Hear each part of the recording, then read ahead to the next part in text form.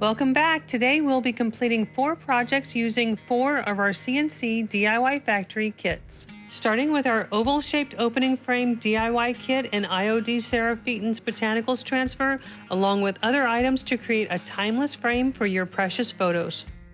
Next, we will take our interchangeable farmhouse-style round frame with stand and pair it with the IOD Ditzy Blooms paint inlay, along with a couple of transfers to create a stunning home decor frame.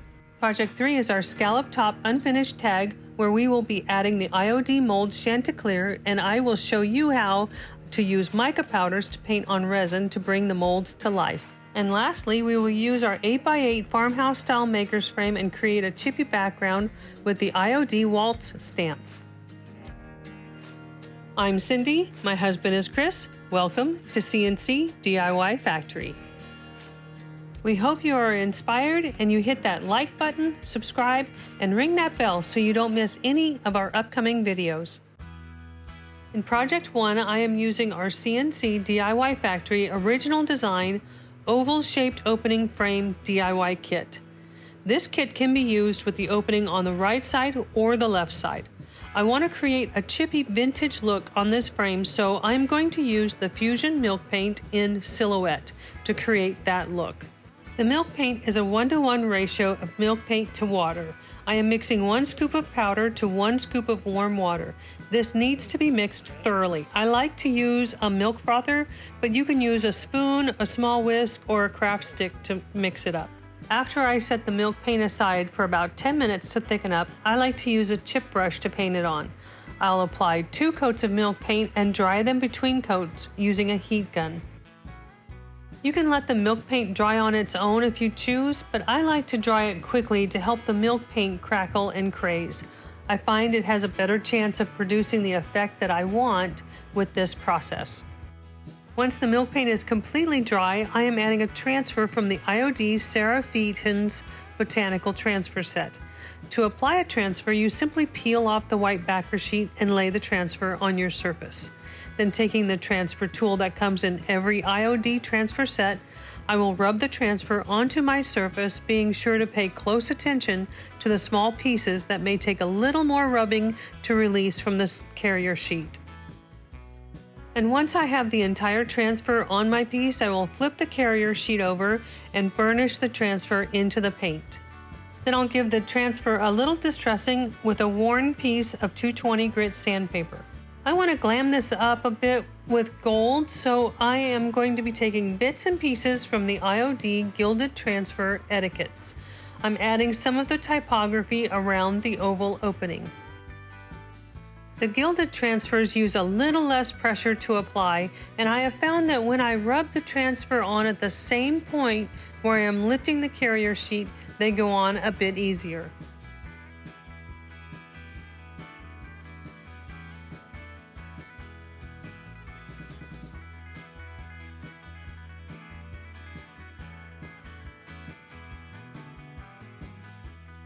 The assembly of this frame is very simple. I'm using Titebond Quick and Thick along with Stick Fast CA glue in a thick formula, and I'm applying the glue to the back portion of the 2-piece frame so as not to have any glue show through around the oval opening on the back side. For the kickstand assembly, there are detailed instructions included with every DIY kit that has a kickstand.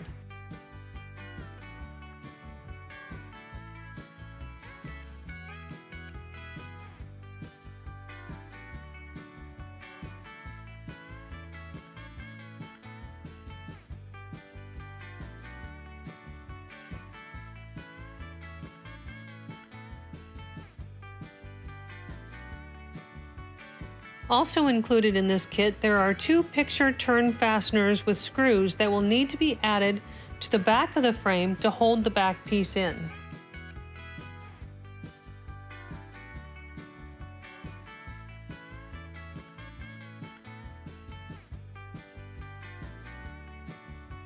Now that the frame is completely assembled, I will seal in the milk paint and the transfers. I'm using DIY clear wax, and I will follow that up with the Howard's Chalk-Tique wax in dark to bring out all the chippy goodness of the milk paint.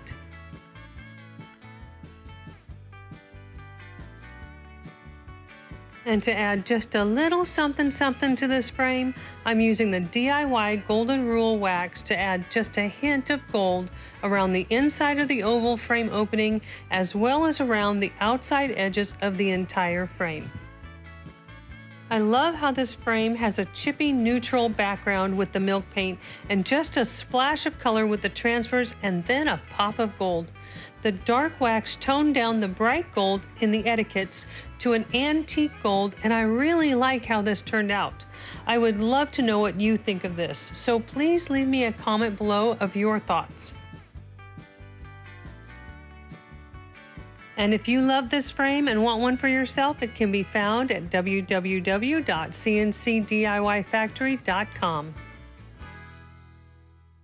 For Project 2, I'm using our CnC DIY Factory round farmhouse style interchangeable frame with stand. I'll have this linked in the description box below. I'm painting the inner frame and both sides of the interchangeable round with 2 coats of DIY paint in White Swan.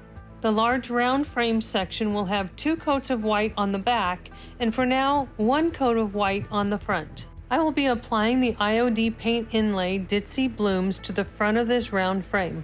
When using a paint inlay and paint, you want 2 coats of paint. The first coat is a light layer of paint and is completely dry before applying the second coat of paint. The second coat of paint is a little thicker than the first coat and must remain wet while you lay the paint inlay into it. I will use my water mister and spritz the paint side of the paint inlay to activate the pigments and then spritz my second coat of paint and smooth it out. Then I will carefully lay the inlay into the wet paint and smooth that out. I will spritz the back side of the paint inlay once again to ensure the paint will release from the paper, and then using a damp paper towel or baby wipe, I will dab off the excess while pressing the paint inlay into the wet paint. Once we have the paint inlay applied to the surface, we need to let it dry. When the paper is opaque and does not feel cool to the touch, then we know it's dry. I will spritz the paper again and use the towel to dab off the excess to release the paper from the paint. Now comes the fun part, the peel and reveal. It amazes me every time. Keep this paint inlay and let it dry with the paint side up, and you can reuse it on another project. Once the surface is dry, we will adhere the inner circle frame to the large frame using stick-fast CA glue in the thick formula. On one side of the round interchangeable piece, we are using a transfer from the IOD Katharina transfer set. These birds will complement the colors in the inlay perfectly. I'll trim the transfer and use the extra flower in another area of the design. To apply the transfer, the first thing you need to do is make sure your surface is completely dry. Sometimes it's better to seal the paint before adding the transfer, but on this one I have let this dry for quite a while and the transfer goes on smoothly. On the other side of the round interchangeable piece, I have chosen a transfer from Essential Stencils' February 2025 Valentine's release called Vintage Love Letters. I absolutely love vintage typewriters, and this transfer is a perfect fit.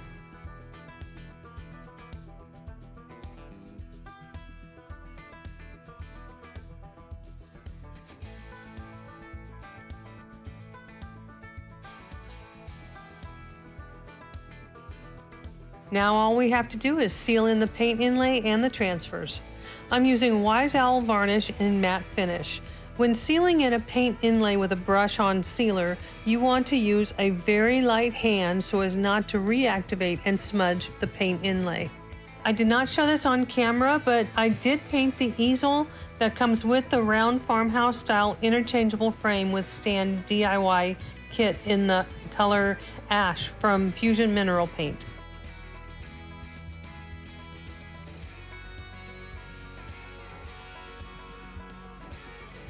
This paint inlay transferred so perfectly. The colors are vibrant and the image is so clear. I love these birds in the Katharina transfer and they work so nicely with this inlay.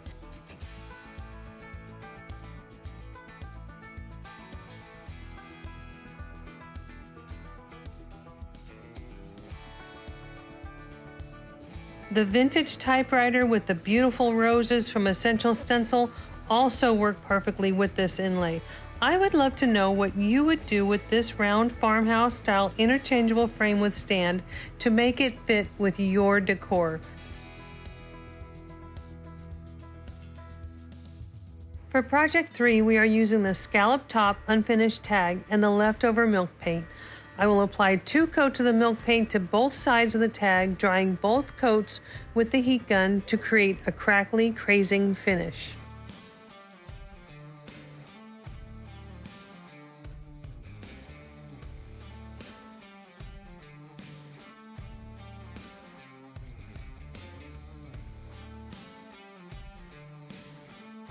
I want to create a farmhouse style tag using the IOD mercantile stamp. I've had this stamp for a while, but this is the first time I'm actually using it, so I need to season the stamp by lightly sanding the factory finish from the surface. I will sand in one direction and then again in the other direction. I'm inking up the stamp with the IOD ink in stone gray. If I had to do this over again, I would use the black ink because this stone gray is very light against the silhouette colored milk paint. Once I've stamped the tag, I'll quickly wipe off the excess ink using a baby wipe.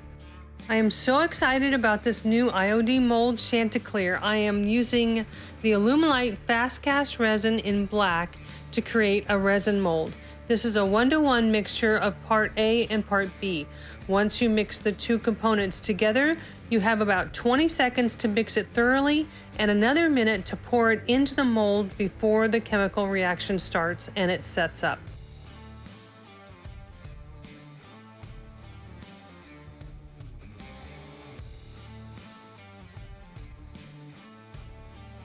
Please be sure to follow all safety recommendations on the packaging when using this product.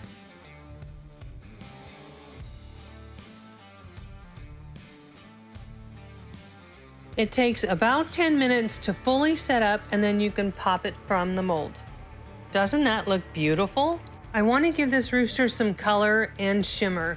I find the mica powders by Redesign with Prima mixed with some DIY liquid patina is the perfect combination.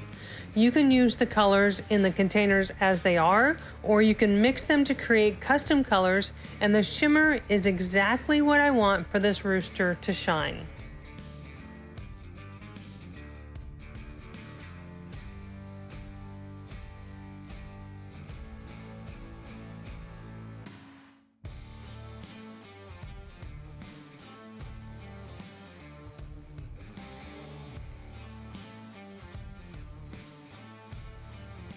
You can use the liquid patina or any other brush-on type of top coat to mix with these mica powders.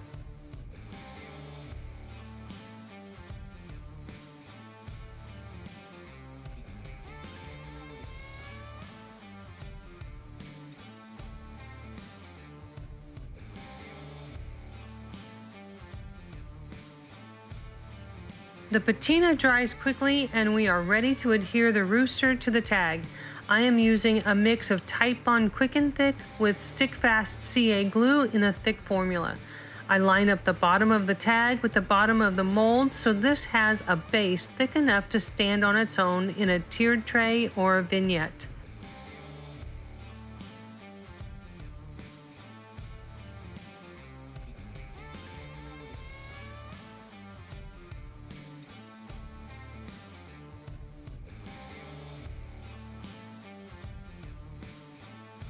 We still need to seal the milk paint, and you can use any type of sealer you want. I'm using the DIY clear wax followed up with the Howard's Chalk-Tique wax in dark. This is going to bring out the chippy goodness of the milk paint. Unfortunately, the dark wax makes the stone gray ink in the stamp disappear, and that is why I wish I would have used the black ink on the stamp. I added a coordinating color ribbon from Hobby Lobby, and I think this little tag would be perfect for a farmhouse-style tiered tray or vignette. I could see this in a farmhouse kitchen with a cutting board, a gorgeous ironstone pitcher, and maybe a vintage cookbook. Let me know in the comments how you would style this beautiful tag. In our fourth and final project today, we are using our farmhouse style 8x8 maker's frame. These frames were designed specifically with the maker in mind, with the backer board separate from the frame to make working with mixed media easier. The frames are 1 inch wide and are solid wood, and the opening is true to size. I'm staining this frame in Minwax water-based stain in aged barrel, which will create a look that's close to weathered barnwood. On the front of the backer board, I'm using Flirtatious by DIY Paint. This is one of the newer colors in the DIY paint line, and I am applying it with the IOD silicone blade spatula. This paint blade makes the paint go on smoothly and quickly without having to wash a paintbrush.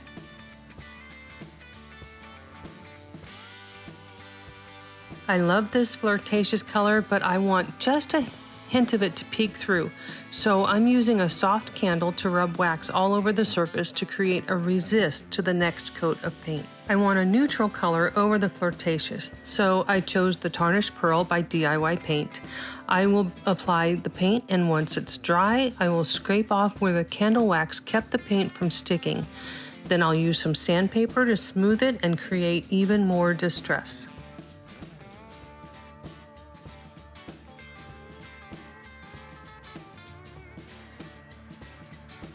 It's hard to see here with all of the sanding dust, but once I wipe that away, you will see the chippiness is perfect. To add more depth and dimension to the background, I am using the much-awaited Moulds Stamp by IOD. This stamp has been requested by many creatives for quite a long time, and I am so glad it made it to the IOD lineup. I used the IOD Stone Gray ink to ink up the stamp, and I will apply the stamp to the background. Oh, that looks so good!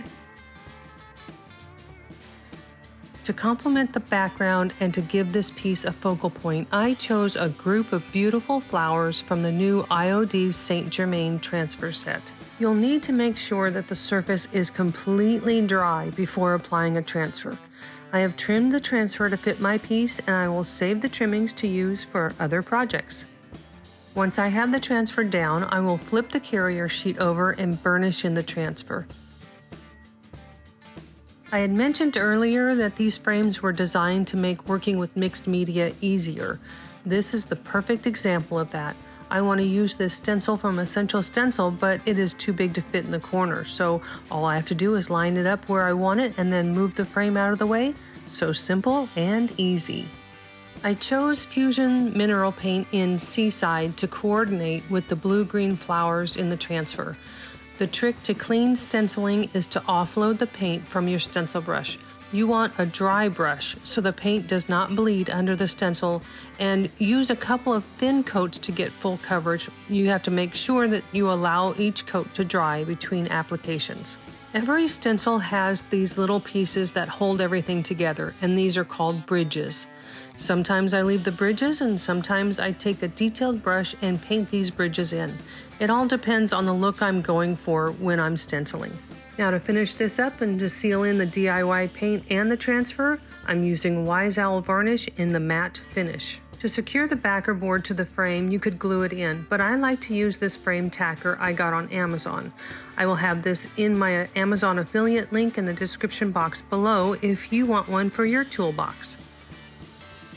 And once it is all put together, I think the chippiness and the waltz stamp of the background really make this piece come alive.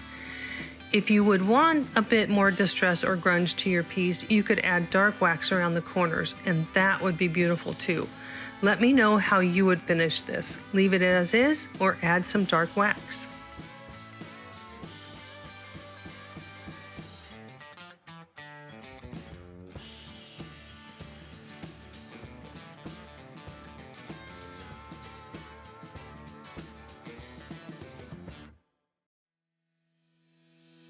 Let's take a look at all 4 pieces together. I'm not sure I have a favorite this time because I really like all of them.